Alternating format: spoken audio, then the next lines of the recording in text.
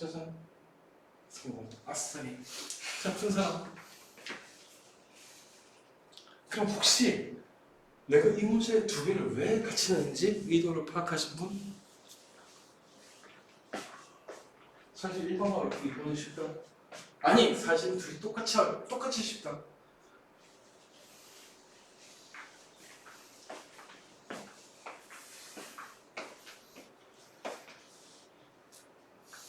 아니, 사실 얘기하면 두 문제는 같은 문제다, 그지? 두 번째 거 14. 그러니까 첫 번째도 14겠지? 같은 문제라서. 아, 이 문제 두 개 낸 의도가 뭔지 알겠나? 1번 저렇게 꼬아낸 이유는 하나밖에 없다는 얘기다. 괜히 어렵게 보여서 손대기 힘들게. 왜냐고 손대면 풀리거든.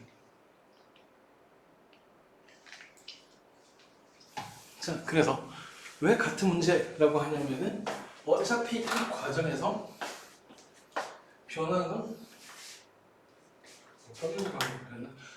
건 또이다. 그리고 둘이 공통해서 처음에 역학적 에너지가 아니 처음에 운동 에너지가 빵이었던 거야. 가만히 놨으니까. 그럼 얘는 어쨌거나 20m 육쭉 내려가지고 아마야 미쳤다. 나 이거 안 좋구나. 5m 높이에 무시 있다고 했어야 된다. 미안, 잘못했어. 5m 높이에 무시 있으면 싹 돌아갔어요. 어쨌든 떨어진 높이는 10m 떨어졌지? 얘는 어쨌든 10m 떨어졌지? 그래서 당연하게 똑같은 문제다. 위치 에너지가 10만큼 변했다. 그러니까 운동이 좀 10만큼 변하겠지. 그러니까 2분의 1 V제곱 MGH에서 G 9.8하고 M 날리고 HC 나오면은 2분의 V제곱이 98. 그러니까 V제곱 196 따라서 V는 14가 나온다, 그죠? 그렇게 풀린다고. 얘도 똑같고, 그죠? 그래서 괜히 쫄지 말고 역학적인 보정법 중에 써먹어야 될 때는 그냥 문제에서 준 점, 즉 누구나 쉽게 알아낼 수 있는 점, 보통 시작점이 되겠지? 그리고 문제에서 구하라는 점, 보통 끝점이겠지? 둘이 역학적인 갖다 놓고 풀면 다 풀리는 거다. 그래서 문제가 이렇게 속임수를 쓰는 거야. 물론 이것만 딱 묻는 경우는 없겠지만. 자, 그래서 일단 여기까지 하시고 너무 빠르다. 어쩔 수 없이 컨닝 좀 하게 제목이라도 좀 불러주냐? 그 다음 열 거 없이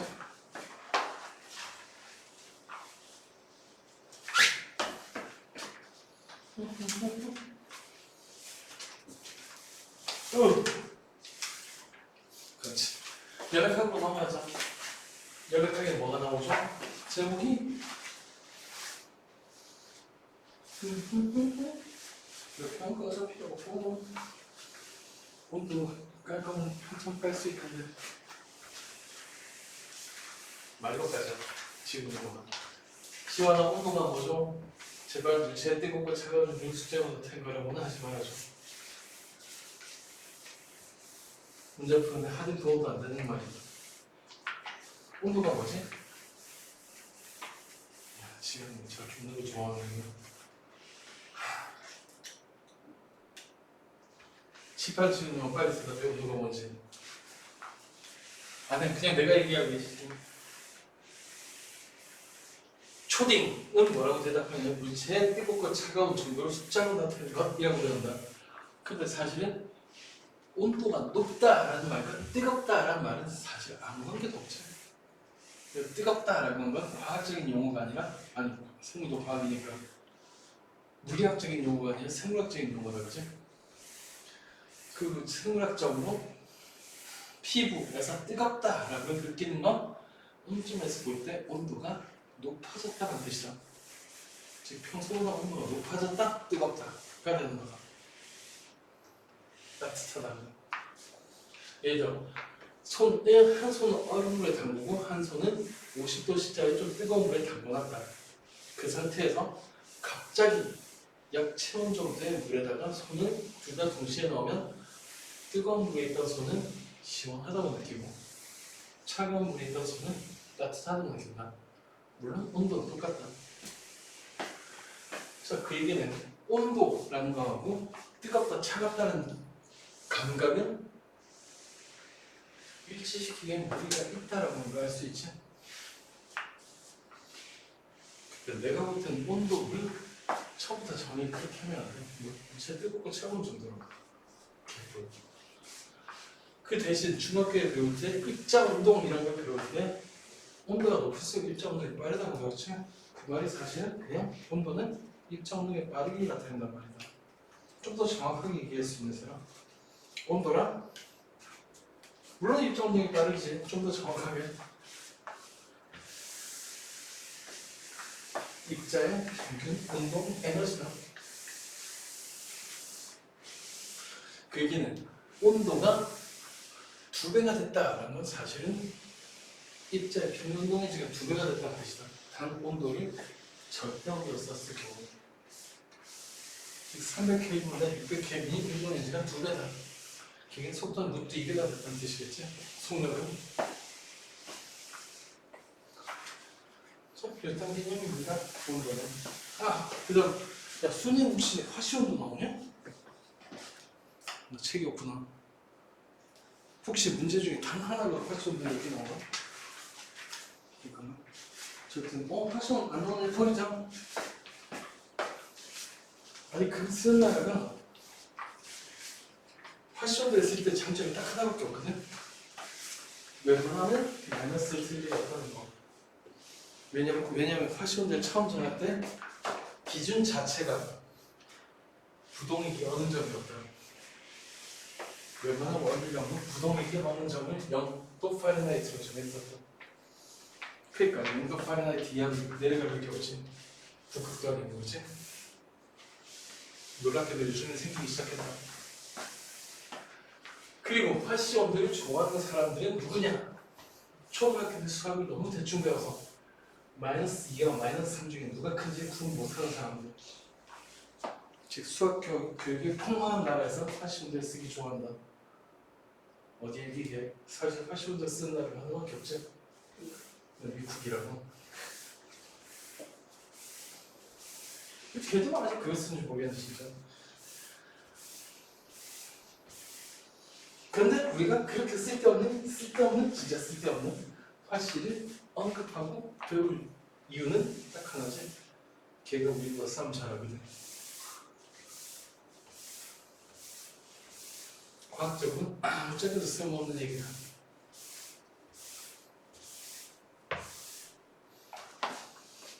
그래도 이건 유용하지. 화씨 111도 찍었어요. 어제 뉴스다 그지?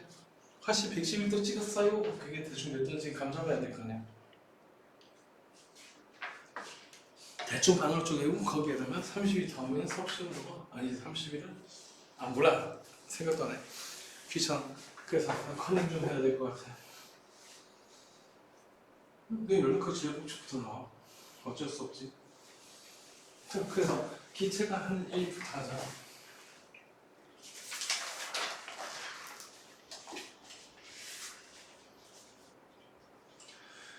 기체가 하는 일을 따지려면 일단 튜브 같은 걸 갖다 두고 이쪽에는 가스가 있다. 기체. 그리고 여기는 대기가 있다. 즉 누군가가 있어야 걔한테 힘을 가해서 이동시킬 거 아니야. 그래서 외부가 진공이면 당연히 일을 못한다. 이 상황에 착한 사람을 보면은 여기 기체 입자가 눈에 보일 리는 없지만 기체 입자가 조금 예를 들어 벽에 콩 하고 충돌해서 튕겨나오는 걸 볼 수 있을 거다. 기체의 질량 M자리. 야 이거 보고 느껴지는 거 없냐? 기체가 표면에 충돌한다가 무슨 뜻이 이게? 누가 봐도 저 그림 보니까 속도가 바뀌었네. 충돌 전후. 속도가 바뀌었다? 질량가지 입자가 속도가 바뀌었다? 그럼 뭐가 바뀌었을까? 질량가지 입자가 속도가 바뀌었다? 반드시 바뀌는 거? 네, 그래서 질량과 속도의 곱이 사실 운동량이었지. 그럼 질량가지 입자가 속도가 바뀌고 운동량이 바뀐다. 운동량이 바뀌면 자연스럽게 힘을 가하게 된다, 그죠? 즉 이렇게 벽면에 충돌했다라고 하는 게 사실은 벽면에 입자가 충돌해서 운동량이 바뀌어서 벽면에 힘을 전달했다라는 뜻이 된다. 그럼 이때 운동량이 변화한 방향이 원래 운동량 이거 나중 운동량 이거 어차피 변화는 나중 빼기 처음이니까 결국 기체 입장받은 힘이 이쪽이다. 그럼 반대경우는 저 피스톤을 밀어내는 힘은 이쪽이 되시겠다, 그죠? 그럼 이쪽으로 힘을 가해서 이 피스톤을 밀어냈다. 그럼 피스톤을 밀어냈다. 그럼 이때 피스톤 자체는 그냥 가상으로 밀는 거고 실제로 밀어낸 건 피스톤 바깥쪽에 있는 계기, 즉 외부 기체를 밀어낸 거죠. 어쨌거나 외부에 있는 물체에 힘을 가해서 물체를 힘의 방향을 이동시켰다. 간단히 얘기해서 일을 했다는 뜻이 되겠다, 그죠? 자, 그리고 그래서 계속 나눠보실까? 그래서 이 피스톤이 찌 움직여서 이까지 왔다. 그래서 이때 이동의 거리가 총 S라고 하자. S라고 할까? 그 다음 이 피스톤의 면적을 A라고 하자. 영어 사이가 지원아? 면적이 왜 A이게? 에어. 네, 에어리어라고 그죠? 자, 그래서 어쨌든 이런 상황이라고 한다면은 기체간의 이걸 한번 구해보자. 우리가 아는 공식은 하나밖에 없지. W는 F 곱하기 S라고 하거든요. 그런데 기체라고 하는 건 힘을 다루기보다 더 간단한 얘기. 기체에 힘을 가한다고 그 기체의 가속도를 알 수 있는 건 아니다, 그죠? 그래서 기체에 힘을 가한다는 건 당연히 의미가 없다. 따라서 기체에선 힘 대신 쓰는 게 누구야? 압력이다. 그 관계는 F를 A로 나누면 P가 되신다. 그 얘기는 사실 F3에 있으면 F는 보통 P 곱하기 A로 바꿀 거란 얘기야. 즉 유체 또는 기체에선 F 대신 P를 쓴다. 그 관계식은 이거다. 마찬가지 기체의 질량, 특히 흘러가고 있을 때 흘러가는 놈의 질량은 재기가 힘들다. 그때 뭘 찌면 되냐 하면은 단위 부피가 질량이 되면 되겠죠. 이게 밀도죠. 그래서 유체나 기체에서 보통 질량을 다룰 일이 있을 때 질량은 단순히 밀도 곱하기 부피로 바꾸면 되게 쉽게 나온다. 자, 지금 이 중에 위에 것만 쓸 건데 F가 나왔다, 그렇죠? F 대신 누구 있을까? 미안, 이거 원래 델타 S니까 델타 S로 바꾸죠. 당연히 P 곱하기 A 곱하기 델타 S 가 되겠다, 그죠? F가 P니까. 그럼 얘는 뭘까? A 곱하기 델타 S 이렇게 실리가 가면 그려지는 이거 늘어난 부피죠, 그죠? 맞나? 그래서 W는 P 곱하기 델타 V로 계산할 수 있다. 단 F가 일정할 때 다시 얘기해서 P가 일정할 때만 이걸 써먹을 수가 있다. 배고프다.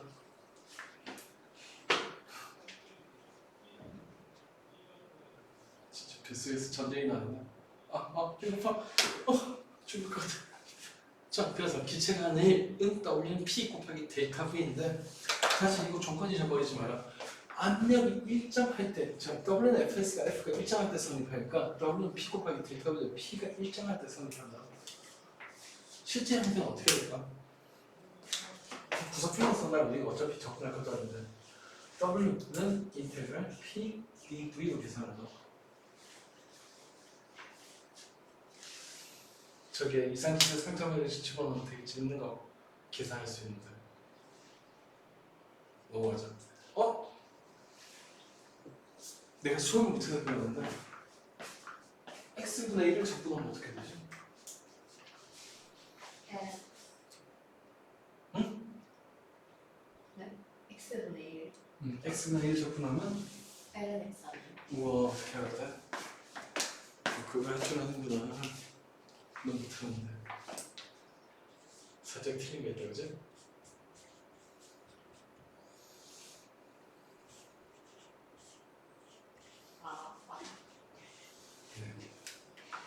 상관없어. 문제에서 마이너스 대한 변수 볼 일이 없습니다. 그래서 와 이것도 안 해. 이걸 알면 단일 과정이 다를 수 있는데.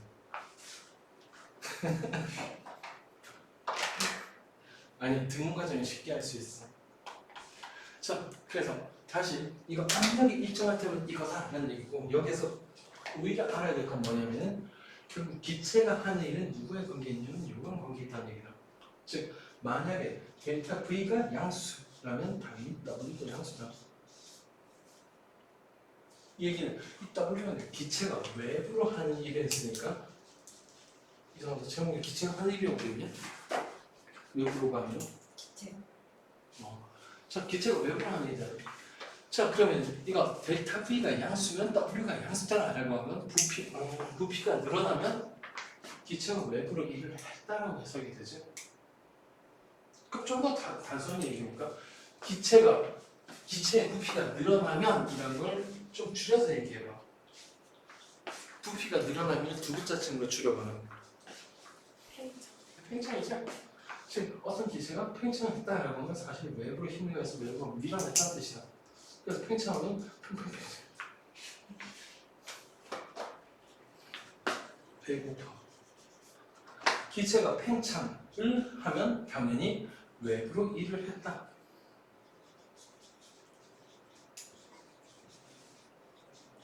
W가 양수라는 게 이 뜻이니까 그럼 이것도 한번 해석해 볼래?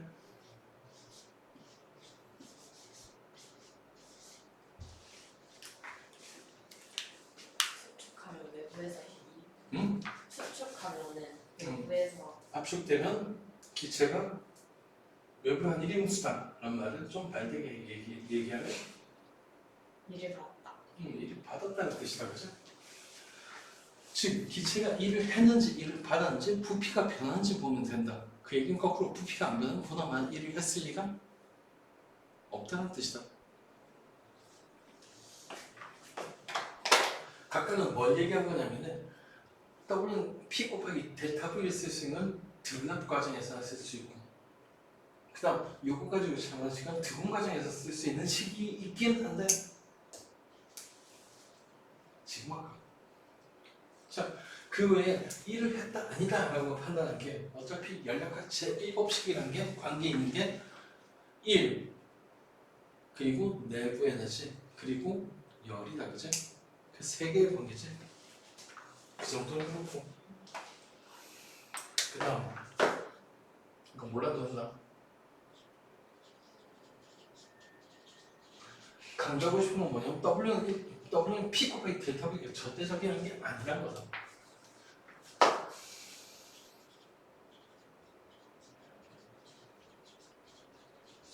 그래서 조금 빨리 계산할 거야. 어차피 P 곱하기 델타 V가 안 나오게 한다니까.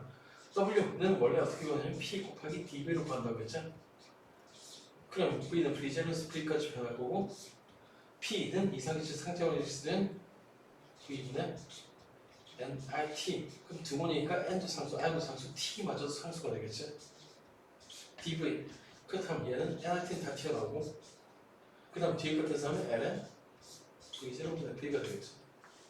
얘가 등원 과정에서 기체가 한 일이다. 누가 봐도 이식하고 다르다 그지? 물론 NRT는 PV니까 P, V, N, P0, V0, N, V0분의 V라고 쓰기도 한다. 그렇게 하는데 어쨌거나 앞에 거랑 다르잖아. 네, 그래서 다시 인테그랄 P, dV가 일정한 게 아니다. 그 다음 이원 이식에 쓰이는 하나만 더 해석하자. 난 수학을 모르니까 이걸 한번 해석해 줄 수 있겠냐 지원아? W가 인테그랄 P, dV라고 하는 거는 그래프로 해석하면 무슨 뜻이죠?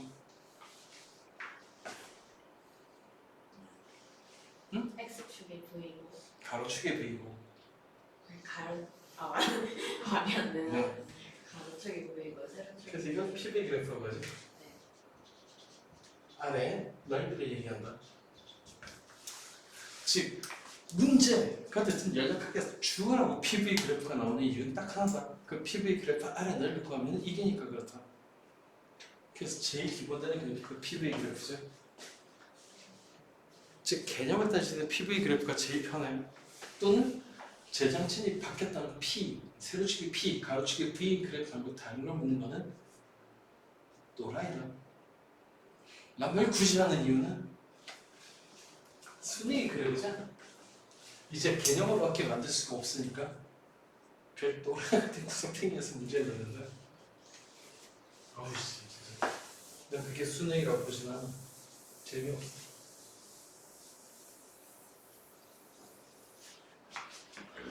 자, 그래서 이까지는 몰라도 된다고 했지만 그래, 왜 빨간색이야?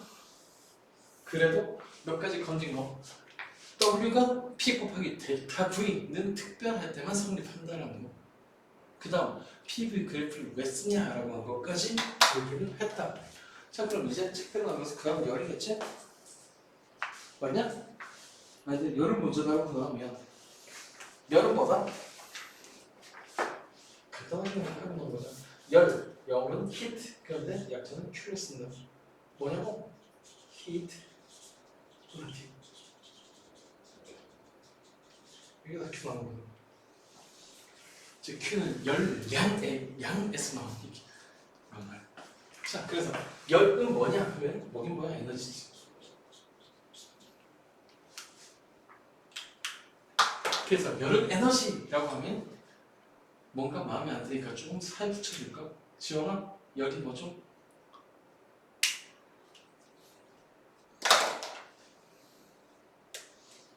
열이 뭐지? 면제까지 물으면 어떡할까요? 열이 뭐냐고. 그냥 에너지라고 할까요? 물론 대답하는 것보다 낫긴 하죠. 아, 그리고 제발 열이 온다라고 하지 마요. 열을 받으면 물체의 온도가 올라간다라는 말은 경우에 따라 틀릴 수 있다. 구체적으로 드건 과정은 대놓고 온도가 똑같다는 뜻이 무슨 자, 그래서 열은 고온에서 저온으로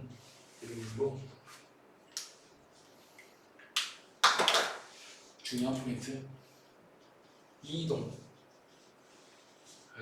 에너지다.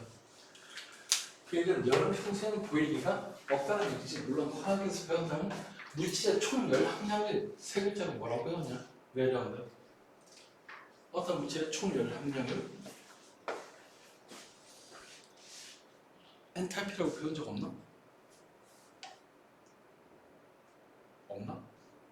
이거 화학에서 배울 건데. 아, 근데 화학까지는 몰라서 그렇구나. 2에 나오거나 아니면 그 위에 나오겠다. 알게 뭐야. 자, 어쨌든 열이라고 하는 고온에서 저온으로 이동하는 에너지다. 여기서 중요한 포인트 첫 번째, 열을 이동할 때가 보인다. 그 다음 두 번째 포인트, 열은 반드시 고온에서 저온으로 이동한다. 혹시나 어떤 나쁜 과학쌤이 열은 혹시 열이 많은 데서 저온으로 이동하는 거 아니냐라고 속일 수 있다. 맞게 틀렸게? 열이 많은 데서 저온으로 이동하는 게 맞게 아니에요? 아니에요.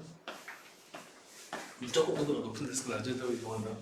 예를 들어 100도씨로 달궈진 프라이팬과 니 중에 누가 열이 더 많을까? 당연히 니가 질량이 압도적으로 크기 때문에 열은 온도가 낮아도 니가 훨씬 많다.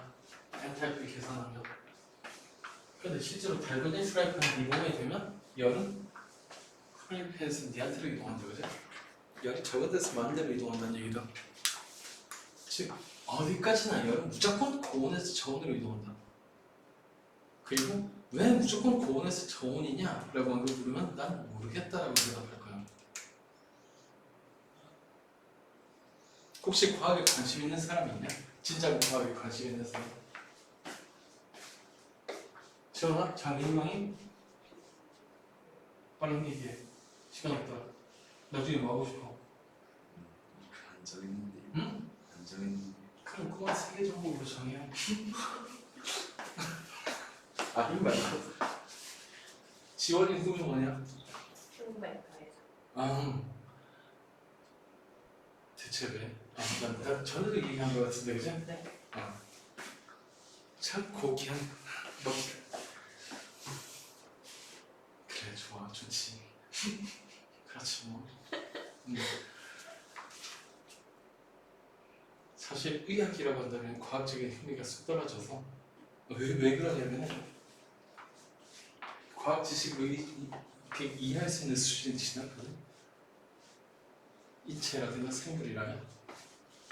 그래서 그냥 누가 먼저 해본 사람이 이렇다라고 하는 걸 그냥 아무 생각 없이 따라하다 보면 30년 정도 지나면 왜 그런지 이해가 된다. 뭐 그런 수준? 그렇게 독특한데 그지?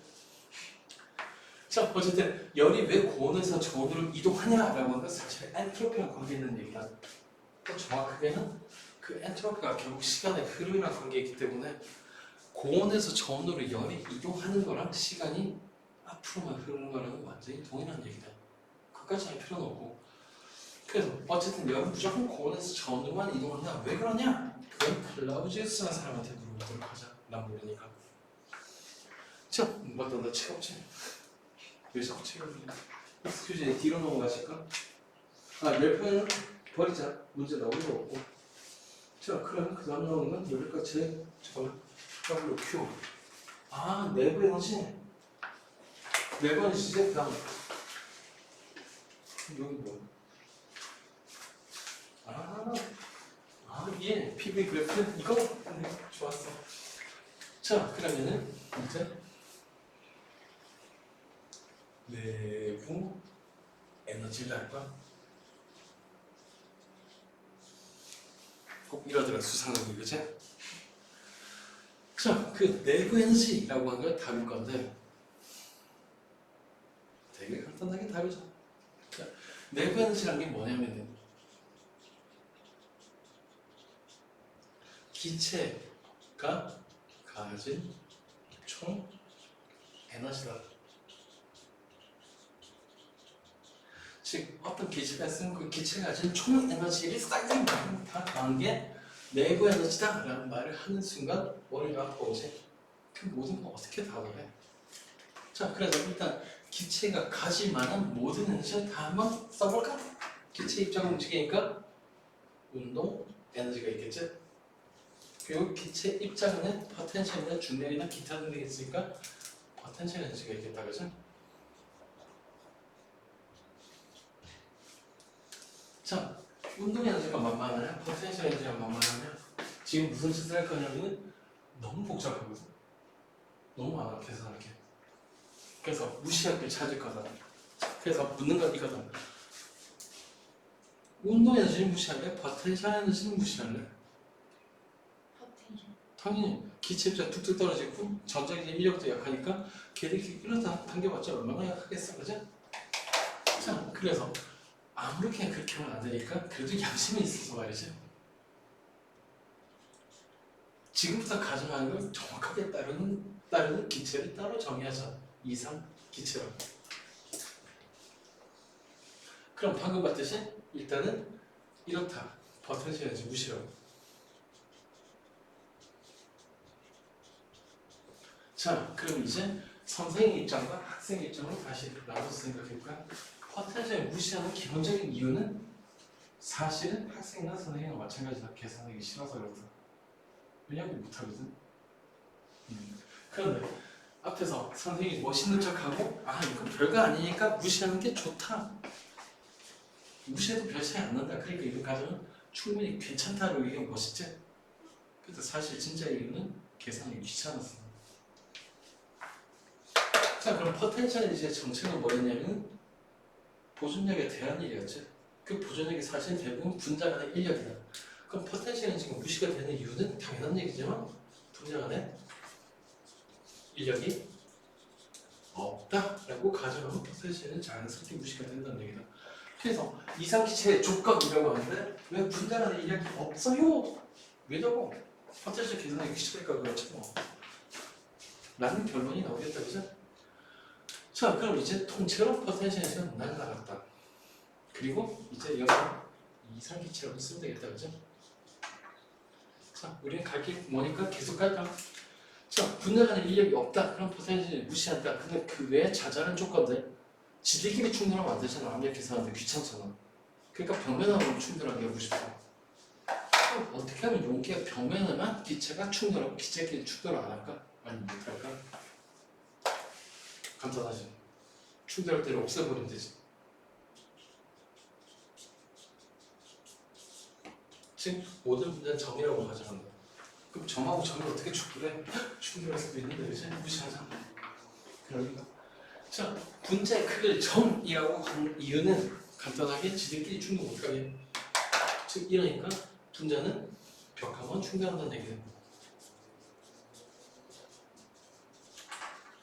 자 그런 다음 이제 상상을 보자. 벽하고 입체가 충돌하는 건 맞긴 한데 당연히 일반적으로 충돌하면 갈 때 부딪히기 전 속도하고 부딪히는 다음의 속도가 같을 리가 없지.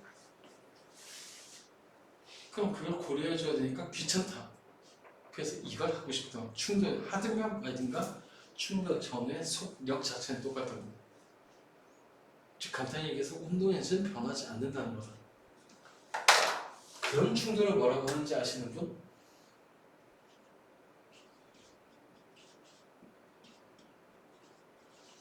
완전 탄소 충돌이라고 한다. 이러니까 결국 충돌이 일어나도 나도 이 K는 보존이 되는 거야. 아이 나쁜 놈들이지. 즉 이상기체의 조건 몇 가지 쫙 써놓고 이런 게 이상기체다라고 정리한 척하지만 사실은 그건 선생님 입장이고 어디까지나 계산하기 힘들어서 이렇게 하다 뿐이야. 자 그럼 이제 따져야 될 게 오래전에 이런 조건을 가지면 운동량을 계산하면 되는데 결국 설명이 그다음에 운동량가 거의 그대로 유지가 될 거다. 그런데 안타깝게도 말이죠. 이 운동에너지의 종류는 사실은 너네가 배운 게 하나밖에 없지. 질량 중시 운동, 좀 점의 움직임 운동인 병진 운동밖에 없다. 이걸 트랜슬레이션 모션이라고 하는데 실제로 모양 있는 입자는 반드시 회전한다고 그랬지. 예를 들어 동그랗게 생겨서 점으로 간주해 쓴 단원자 분자를 제외하고 이원자나 다원자는 회전동이 가능하다. 그 다음 제일 골치 아픈 진동운동이라는 게 존재한다. 진동운동은 아예 접근이 힘들다. 그래서 자, 지금까지도 충분히 많이 해왔듯이 계산하기 어려우면 어떻게 하면 된다? 버리면 된다.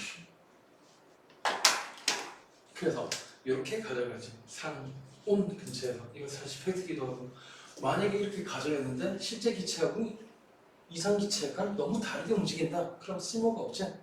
그 가정을 빼버리면 돼. 가정이 아직 살아남았다는 건 그럴듯하다는 얘기야. 상온 또는 상온 근처에서 실제로 한 1000K 이상은 올라가야 돼. 진동 없다는 거다. 어디까지나 누가 봐도 진동을 빼기 위한 거다. 얘도 산업. 그럼 결과적으로 계산해야 될 게 누구나 다 계산할 수 있는 2분의 1 mv제곱, 얘가 2분의 1 mv제곱이야. 그 다음 편적운동 사실 2분의 1 관성모의 특보가인 각속도의 제곱 이걸로 나오는데 얘는 지금 수에서 어렵지? 괜찮아. 19세기 말 20세기 초 학자들도 어려워요. 그래서 아주 간단하게 자유도라는 걸 도입하고 이른바 뭐더라? 이퀴바제션 등배 법칙이라는 걸 써가지고 얘는 여기에 통합해버린다. 걱정 마. 무리와서 다루지도 않아. 무리 2에서 또 다룰까 말까. 그래서 어쨌거나 지금 얘기하고 싶은 건 뭐냐면 이상기체라고 조건이 정해진 건 어디까지나 계산을 쉽게 하려는 거야. 그리고 다시 내부 현실 다니까 내부 현실 지금 우리가 얘기하는 내부 현실의 정체를 다시 한번 볼까. 어쨌거나 이렇게 뺄까 다 빼고 나니까 남은 게 누구밖에 없냐면 운동 에너지밖에 없지. 즉 기체가 지금 모든 에너지는 사실상 운동 에너지라고 볼 수 있다는 얘기다. 끝. 얼마나 쉬운지. 자, 그러면 그 내부 에너지라고 하는 거는 이제 얘기를 해야 되는데 어떡하지? 야, 커닝 좀 하자. 책에 한번 찾아봐. 내부 에너지를 결정하는 게 누구라고 되어 있는지. 뭐가 클수록 내부 에너지가 크고 누가 클수록 내부 에너지가 크다는 얘기가 어디 있을 것 같은데. 기체 분자의 수가 절대 다시 뭐라고? 안 들려. 기체 분자의 수가 절대 절대 온다고는 기체 분자의 수가 결정한다라고 당당하게 나왔다, 그지? 그리고 별로 놀랍지 않은 사실. 그게 왜 그렇다는 설명이 하나도 없을 거예요, 그죠? 망한. 어떡하지?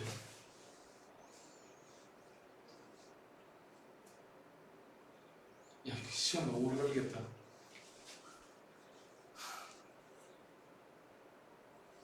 해볼까? 해볼까? 넘어가도 돼. 야, 그냥 그러려니 하고 넘어가자.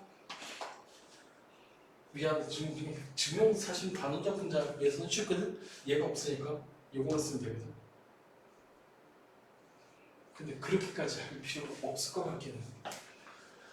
자, 그래서 그냥 그러려니 하고 넘어가자. 당장 중요한 게 아니기 때문에. 자, 단원자 분자 이상기체에서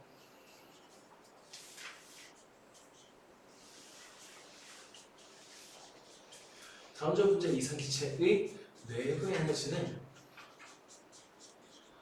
어떻게 나오냐 하면은 어쨌든 운동 에너지가 있다고 했고, 야 혹시 이건 배웠냐?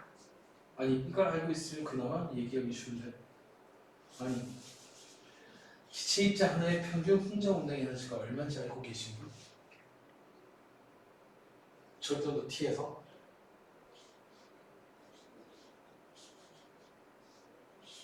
혹시 이거 배운 적 있냐?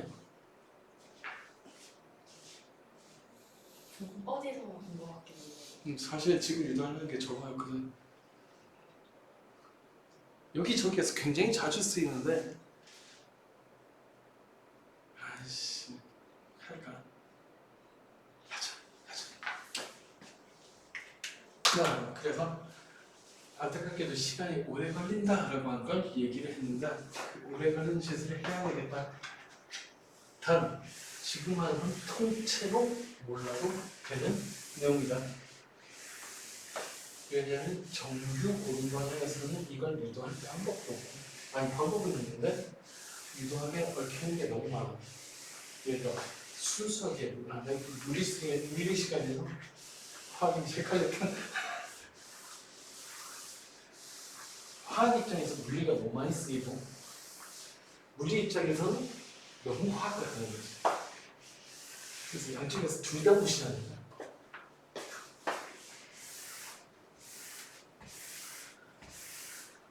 잠깐만, 한 번만 다시 생각해보고. 야, 이거까지 얘기를 해놓고 얘기를 안 한단 말이야? 또 콕콕 쓸데없는 버리다가 하자. 몰라도 되는 내용도 재미가 없어. 아, 그렇긴 해. 근데 몰라도 되는 내용이란 게 왜 몰라도 된다고 하냐면 문제 푸는데 도움이 안 돼서 그렇다.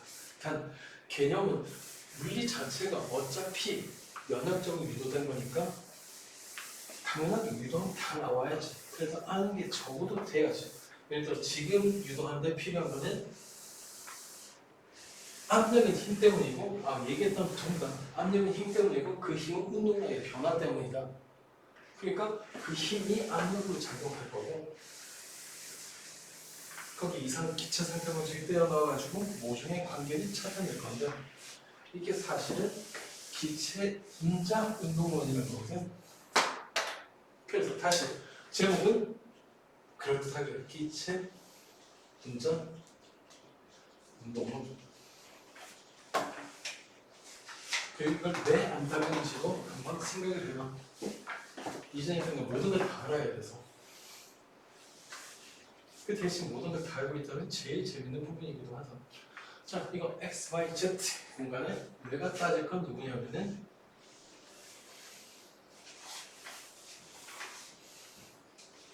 가로수는 높이가 N인 이런 공간 안에 돌아다니는 입자가 된다는 거야. 아니 사실 이 안에 입자가 N개의 입자가 있을 건데 그 중에 하나를 보면 얘가 특정 방향으로 V로 움직일 거고, 평균을 따지면 더 쉽겠죠. 자, 그래서 지금 쓰고 있는 V, X, V, Y, V, Z는 평균이라 치자. 질문이다. 모든 입자를 고려했을 때 X 방향, Y 방향, Z 방향 중에 어디로 제일 빨리 움직이게? 당연히 똑같지? 평균 속력이 빵이고 평균 속도는 빵이거든. 같이 있으니까. 그래서 VX랑 VY랑 VZ는 똑같다. 그런데 원래 이놈의 속도를 구할 때 저 속도는 피타고라스 정리를 이용해서 뭐야? 그냥 제곱했을 거야. 저 입자의 속도는 당연한 얘기지만 V제곱은 Vx의 제곱 플러스 Vy의 제곱 플러스 Vz의 제곱이 될 거다. 자, 그래서 일단 요렇다 라고 한번 한 다음에 가만히 보면 x나 y나 z나 똑같으니까 모든 방향이 다 계산 필요는 없네. 어차피 똑같거든. 여기 선택하나 여기 선택하나 여기 선택하나. 근데 보통 x를 좋아하니까 요 표면에 충분한 걸 생각해보자. 그럼 결국 이 입자가 Vx로 온다라고 생각하면 되는데 아까 이상기체의 조건 달았듯이 충돌할 때 완전 탄성 충돌, 운동에너지가 보존된다 하는 건 이런 상황인 거지. 이쪽 표면에 질량이 m짜리가 x만 생각하면 Vx로 가서 탱하고 부딪힌 다음에 Vx로 돌아간다는 얘기다. 그럼 이때 이렇게 뿅 하고 가서 콩 하고 부딪혀 스타트 키 나갈 때까지 운동량이 변하는 게 뭐지? 델타 P는 2m Vx가 되는 거 맞냐? 맞냐? 네. 네. 자, 그러면 입자 하나가 가한 힘이라고 하는 건 굉장히 당연하게도 델타 T분의 델타 P가 될 건데 문제는 입자가 4개가 있다는 거죠. 자, 그래서 이걸 계산하면 표면에 가한 힘을 구할 수 있을 거다. 재미없다. 다르게 해서 압력을 아예 구해버리지. 압력 어떻게 구한다고? 단위면역당 누르는 힘. 그런데 저 힘은 어떻게 구할 거냐? n개 입자가 각각의 델타 t라는 시간 동안에 델타 p를 만들어내기 때문에 그러다.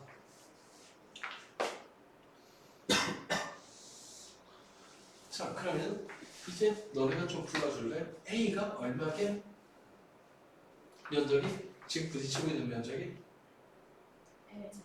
이 아니라 제곱이지? 저 파란색 색칠한 부분. 그 다음 n은 어떻게 쓸 수 있냐면 당연히 몰수 곱하기 아보가드로수를 쓸 수 있을 거다. 곱하기 그럼 델타 t는 얼마일까 하는 건데 이 방향 즉 x 방향은 vx로 와서 vx로 갔다가 다시 vx로 돌아오죠. 즉 vx 속도로 l만큼 왕복할 때마다 한 번씩 축돌한다. 그게 델타 t가 될 거야. 그럼 델타 t 얼마게? 시간은 속력분의 거리니까 vx의 속력으로 얼마를 왔다 갔다 한다고? 2를 왔다 갔다 하죠. 그 다음 델타 p는 방금 봤듯이 2m vx가 되실 거다. 어이구 못생겼다. 자, 그래서 날리고 좀 날리자. 2 날리고 vx 올리거나 l 밑으로 내릴 거고. 그럼 이놈의 p는 어떻게 계산이 되냐면 n 곱하기 na 곱하기 l 세제곱이 누구게? 부피가 되죠. 전체 부피. 그 다음 위에 시간 어떻게 되냐면 vx가 올라갔으니까 m vx의 제곱이 되겠네. 자, 그러면 요걸 다시 볼까? 얘 vx 제곱, vy 제곱, vz 제곱이니까 결국 vx의 3배 제곱을 하면 이게 v제곱이 된다는 얘기죠. 그죠? 그럼 vx 제곱 3분의 1이라는 뜻이네. 자, 그래서 요걸 바꾸면은 3v분의 n na 곱하기 m v제곱이 오히려 쓸 수 있다. 뭔가 막 눈에 보이지 않냐? 뭐로 바꾸고 싶지 않아? v 제곱하니까 눈에 띄는 거 있냐? 요거랑 관계해서 이제 이렇게 하고 싶지 않냐? 그럼 이게 운동의 해석이 되니까 그제? 이렇게 하면 되겠네. 자, 그래서 이 식 한 번 더 쓰면은 3분의 2 그 다음 v분의 n 곱하기 na 곱하기 2k가 되시겠네. 완벽해. 좋았어. 근데 이거 이상기체에 다루고 있는 거니까 P는 당연히 이상기체 상대 방정식에 따라 V분의 nRT가 되시겠다. 그죠? 자, 마지막으로 날리 조금 더 좀 날리자. 얘 그대로 살아남아 있네. 날려. 그다음 지금 궁금했던 게 그놈의 운동 연식하고 절대 운동의 관계니까 걔들을 정리하기 위해서 이렇게 정리해볼까? 그럼 이 K는 어떻게 되냐면은 2분의 3 NA분의 R 곱하기 P로 정리가 되겠죠? 이게 사실은 보충은 상수다. 그래서 중요한 식이니까 결론이 이거고. 그래서 입자 하나가 가진 운동의 에너지는 단운자 분자 이상기체일 경우에 망했다. 단운자 분자 이상기체일 경우 입자 하나가 가진 운동의 에너지는 2분의 3 K T라고 한 걸 알 수가 있지. 이렇게 해서 나온 거다. 즉, 요 결론이 나왔다라고 하는데 써먹는 몇 가지를 보면은 이건 당연한 얘기가 같다 버리고 이걸 알아야 되겠지. 그 델타 P가 F를 결정한다는 것도 알아야 될 거고, 그 다음 완전 탄성 충돌할 때 속도가 변하지 않는다라는 것도 알아야 될 거고. 그래야지 이 식이 튀어나오긴 하는데 어쨌든 나오긴 했다. 그럼 이 식에서 알아둬야 될 건 뭐냐면은 절대 운동이 있었을 때 운동 에너지랑 정확하게 비례한다는 얘기다. 즉 절대 온도가 2배다? 그런 건 운동 에너지가 2배가 됐다. 그 얘기는 속도는 루트 2배가 됐다는 뜻이죠. 그럼 입자의 평균 속도가 2배가 되면 절대 온도는 4배라는 뜻이다. 그죠? 그렇다는 거지 뭐. 그러면 계속 가자. 자, 방금 봤듯이 기체의 내부니까 운동 에너지의 총합이라고 한다면 결국 담요 분자 이상 기체가 가진 에너지라고 하는 거 내부 에너지 U라고 하죠. 그렇다면 입자가 N이라면 N 곱하기 이 K가 하면, 그렇죠? 하나하나가 이만큼 에너지 가지고 N이가 있으니까 그럼 늘 쓰던 대로 N개라는 건 몰수 곱하기 아보가드로 수로 바꾸자. 그 다음 이 K라고 한 게 2분의 1 2분의 3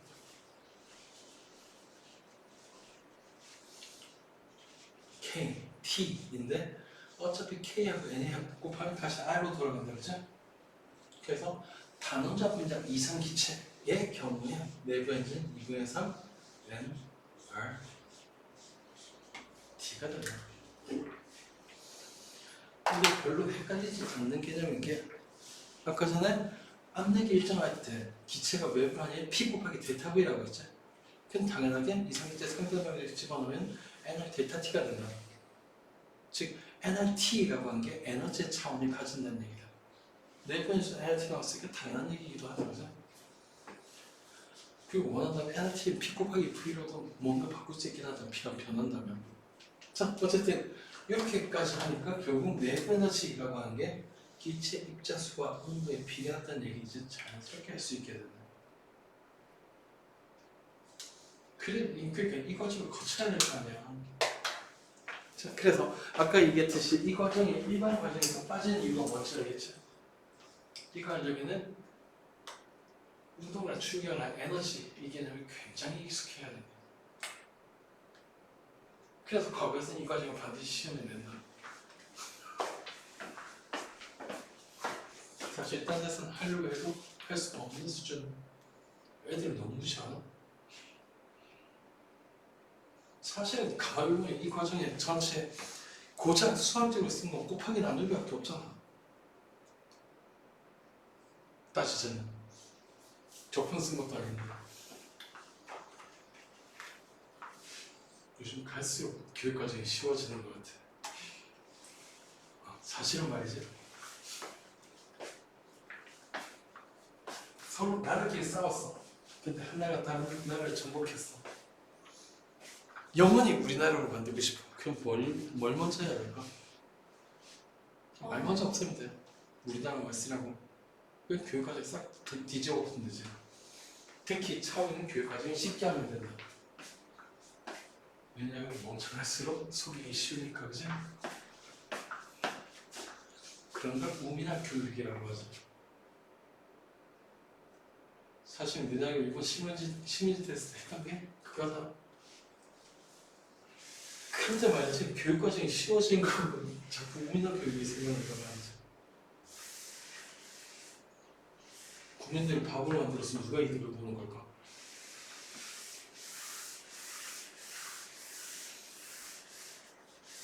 요상한 놈들. 그것도 연애 안 가리고 다 배우는 게 너무 수상해.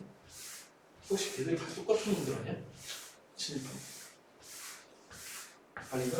북한 스파인가? 우리나라 누가 미워하지? 중국?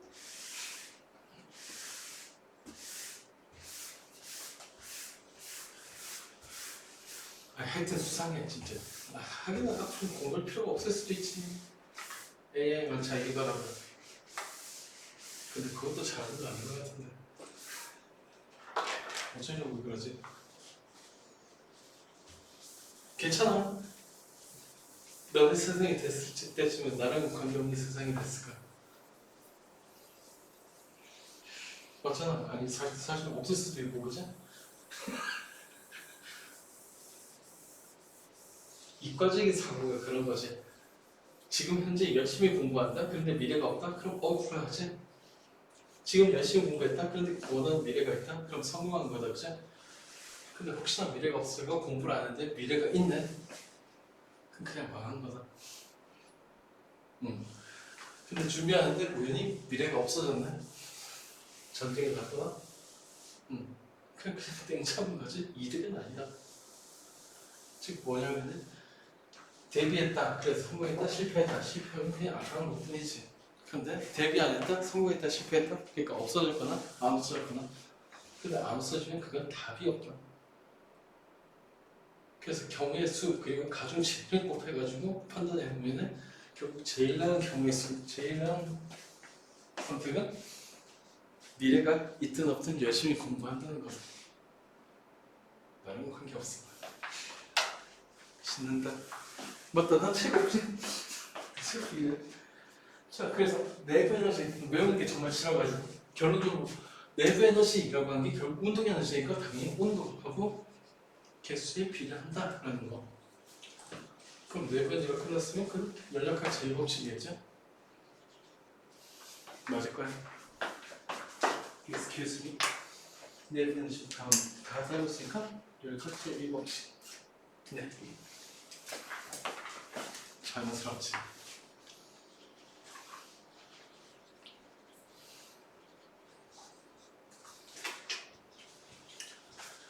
연락학 법칙을 하면 기관을 다루는다, 그죠? 무슨 기관 얘기 많이 들어봤을 거야, 그죠? 기관이 뭐게?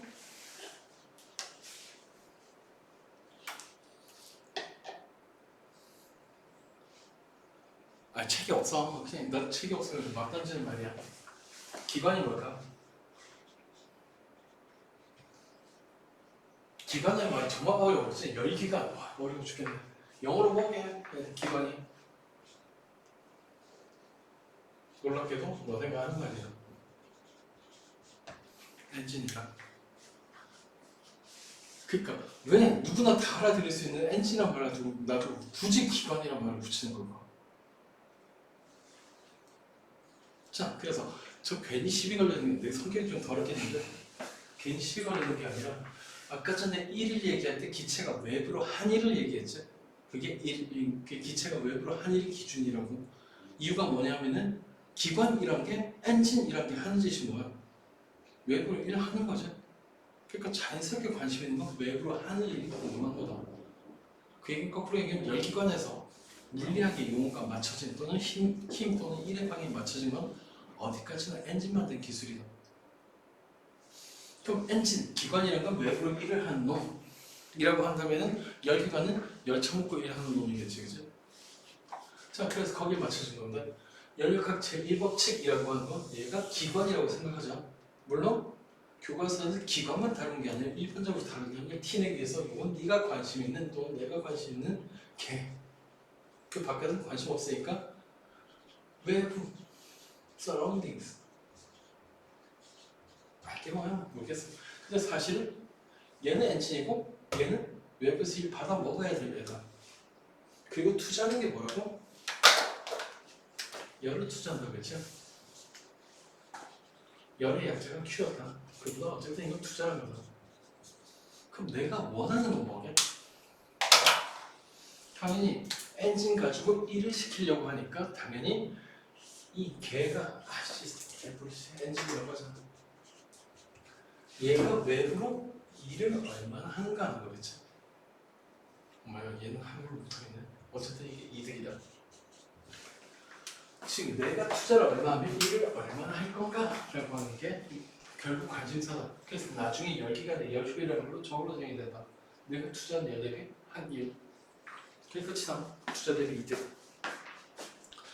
자, 그래서 열역학 제2법칙이라고 하는 건 기본적인 플로우는 이게 플러스다. 즉 열은 받은 열이 플러스. 즉 엔진 또는 걔가 받은 열이 플러스. 그 열이 플러스는 열 받았다는 뜻이죠. 열이 양수면 열 받았다는 뜻이다. 열이 음수면 열을 내보냈다는 뜻이 됩니다. 마찬가지 이 W 이 이득을 계산할 건데 이건 당연히 외부로 하는 일, 즉 기체가 기체? 걔가 기체겠지만 외부로 하는 일이 플러스인 게 굉장히 당연하겠다, 그죠? 자, 그래서 다시 목적 외부에서 열을 받아서 외부로 일을 하게 될 건데 문제는 얘가 먹고 찐다는 거지. 예를 들어 지원이한테 지금 배가 고프니까 500원짜리 에이스 크래커 하나 사와 라고 1,000원을 투자했어. 그랬더니 지원이가 에이스 크래커를 사왔다 500원짜리. 그럼 난 목적이 이렇지. 단 1,000원을 투자해서 500원짜리 얻었으니까 효율은 50%가 될 거야. 그럼 나머지 500원 어디 갔을까? 당연히 지원이가 먹고 쨌겠지, 그지? 맞냐? 그런 걸 뭐라고 부른다? 내부 에너지로 저장됐다라고 한다. 갑자기 델타 U를 쓸 거야. 자, 다시 1,000원 투자했다. 그러니까 500원짜리 에이스크래커 사왔다. 아니야. 가격 바꾸자. 700원. 700원짜리 에이스크래커를 사왔다. 그리고 대신 400원 먹고 쨌다. 라는 표현을 그대로 하면 열역학 제1법칙이 된다. 다시 1,000원을 투자했더니 색깔 맞추자. 내부에는 까만색 못 써야 되구나. 나 생물이 왜 이렇게 좋아해? 배고프다 진짜. 누가 에이스크래커 얘기해가지고 델타 U. 자, 그래서 다시 스토리. 외부에서 열을 투자해 줬더니 지연이가 편의점 가서 700원짜리 크래커를 사다 주고 300원 먹고 쨌다라는 그 안타까운 정세에서 남아있는 게가 열역학 제1법칙이지. 자, 그래서 Q가 W 플러스 델타 U라고 한 거에 많이 써봐서 익숙할 거고 사실은 실제로 문제 풀 때 Q가 양수인지 음수인지 W가 양수인지 음수인지 델타 U가 음수인지 양수인지 이게 헷갈릴 거예요, 그죠?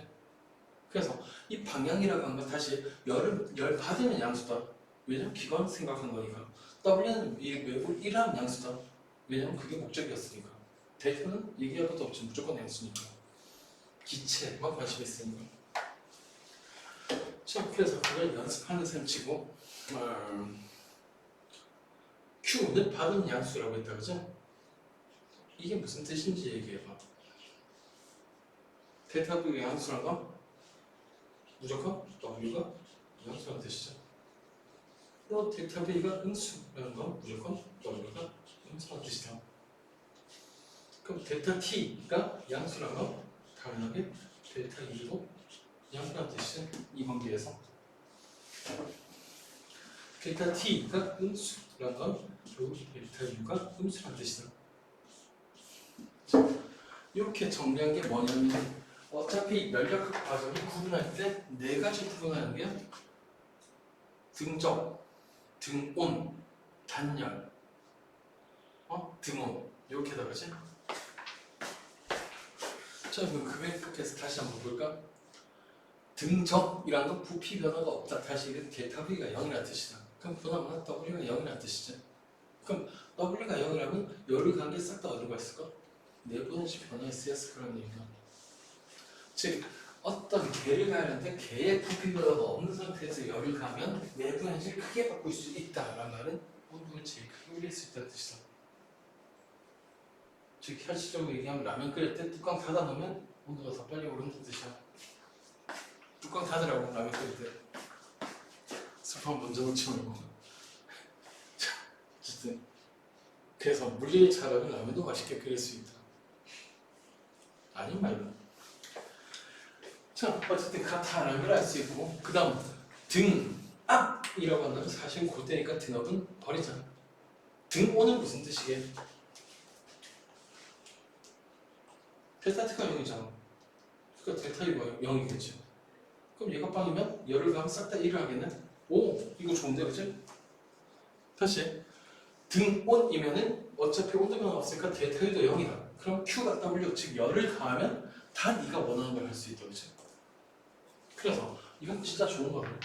즉 웬만한 열기관에서 스탈린 기관이 됐든 아니면 카르노 기관이 됐든 등온 과정이 들어간 이유, 그게 목적이니까 열을 가면 싹 다 일을 한다는데, 그럼 등온만 가지고 쓰면 어떻게 되냐?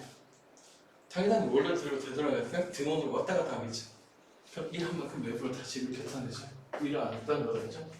그래서 다른 과정이 필요한 거다.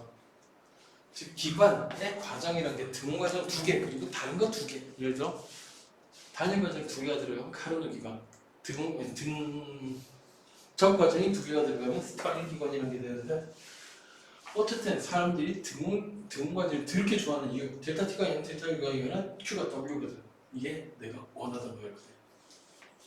그랬다는 거죠. 자, 그럼 마지막으로 하나 알아는 거. 단열 과정은 뭘까? 단열 과정은 뭐긴 뭐야? 열을 끊었다는 뜻이지. Q가 빵이지. 그럼 W가 마이너스 델타 U가 되겠네. 근데 W 결정한 게 누구라고? 델타 V가 결정했죠. 델타 V를 결정한 건 델타 T죠. 그 얘기는 델타 V가 양수면 보다 다시 델타 V가 양수면 W가 양수니까 델타는 음수라서 델타 T는 무조건 음수가 된다. 정리하자면 부피가 늘어나면 온도가 떨어진다고. 단열 상태에서. 이런 말 들어본 적 있냐? 단열 상태에서 부피가 늘어나면 온도가 떨어진다. 중에서 얘기는 단열 팽창하면 온도가 떨어진다는 거죠, 그죠? 왠지 중학교 교과서에서 본 것 같지 않냐? 구름의 생성, 구름의 생성. 사실 교과서에 그 말이 분명히 나오기 때문에 면접관이 대놓고 묻는 고등학교 지식 중에 하나다. 면접을 하게 된다면. 아무튼 여기 되니까 필요 없겠구나 질문이. 과거 면접하면 볼 일이 없을 거예요, 그치? 자, 그래서 사실은 앞에 거 전부 다 연결돼 있고 각각의 과정도 전부 다 연결된 건데, Q 어떻게 보여줘? 어떻게 못 구해? 지금은 W 대충 P 곱하기 델타 V였다. P가 있잖아, 대가. 그래서 델타 V로 따지는 거야. 델타 U는 T로 따진다. 그럼 결국 문제나 조건에서 따질 건 V가 어떻게 되냐, T가 어떻게 되냐만 따지면 뭐 어떤 식의 스케치는 결정이 된다는 얘기야. 제일 쉬운 걸 써야지. 예를 들어 온도 있죠? 아 그래? 그럼 온도 여기 결정하는 게 넬프 에너지니까 넬프 에너지가 빵이겠네? 그럼 나머지 어떻게 됐지? 그렇게 단계별로 생각하면 되는 거다. 그래서 그거에 대한 얘기가 분명히 어딘가 있을 것 같은데. 그렇지. 그래서 바로 나온다, 그치? 열가 과정에서 몰라, 어려워 죽겠네. 제목 무시해. 그냥 정리라고 하자. 아이고 아까워. 네, 실패하는 이유. 그러네, 미안. 어쨌든 좀 늦게 시작했잖아. 이렇게 14분에 시작한 것 같은데? 아니가? 14분에 몇 분이었지? 아 맞아, 14분에 시작했잖아. 내가 오라고 한 게 14분인데 대충 맞아, 괜찮아. 너무 억울하지 마. 지금 못 갔다고. 자, 그래서 일단 여기까지 하자. 문제는 추가로 에너지하고 뭐야, 여기 역학적 에너지까지만 풀면 되겠나? 난 거의 다 했으니까. 역학도 거의 다 했는데 왠지 거의 다 한 것 같은데. 그치, 방금하고 한두 장 더 지나면 끝이지. 아니, 10개간도 나오네? 이 미친 것들이. 왜 오늘 10개간이 있지? 원래 있었어. 열혈 때문에.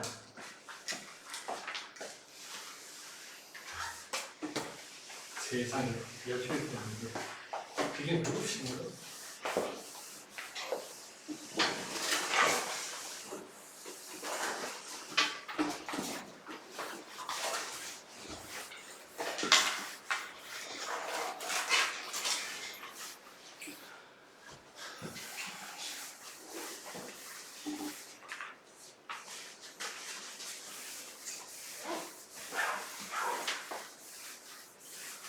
분명히 힘이 문제가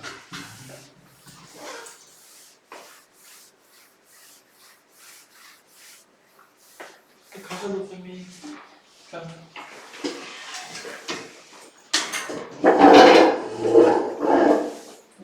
네, 빠이빠이.